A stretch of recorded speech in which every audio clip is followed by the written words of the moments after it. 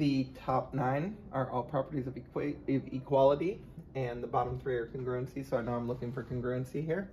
I'm sorry, I know I'm looking for equality here for the top one. Addition property of equality says that I can add the same thing to both sides. So we've got AB equals CD, BC is equal to DE. So you can see that we're adding to both sides of that AB equal to CD. So the addition property of equality matches up with C.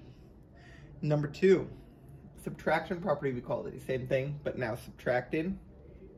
And again, if we go down here and look at J, we've got AB plus BC, BC plus CD. We're subtracting that BC from both sides, so we've got AB equals CD.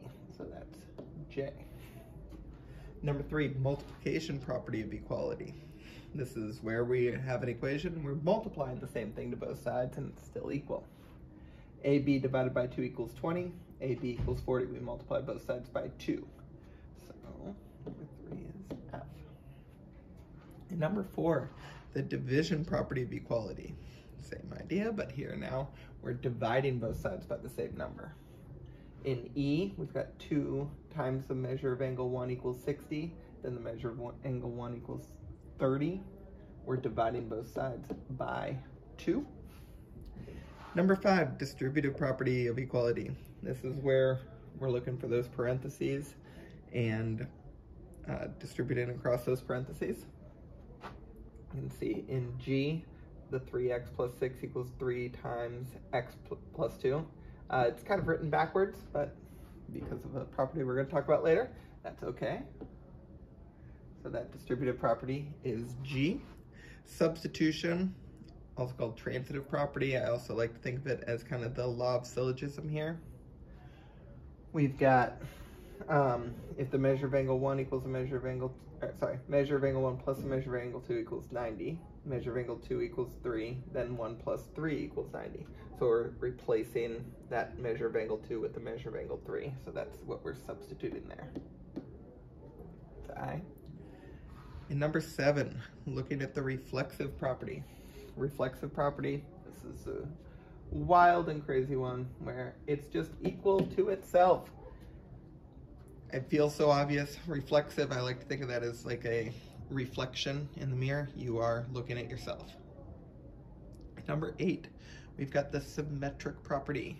Symmetric property, that's the one that we can switch around. So if we look at H, 1 equals 2, measure of angle 1 equals measure of angle 2, then measure of angle 2 equals measure of angle 1.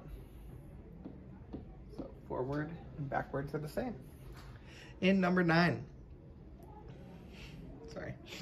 number 9, the transitive property. Again, that transitive property and the substitution property, I'm going to use almost interchangeably. I'm fine with calling one the other one.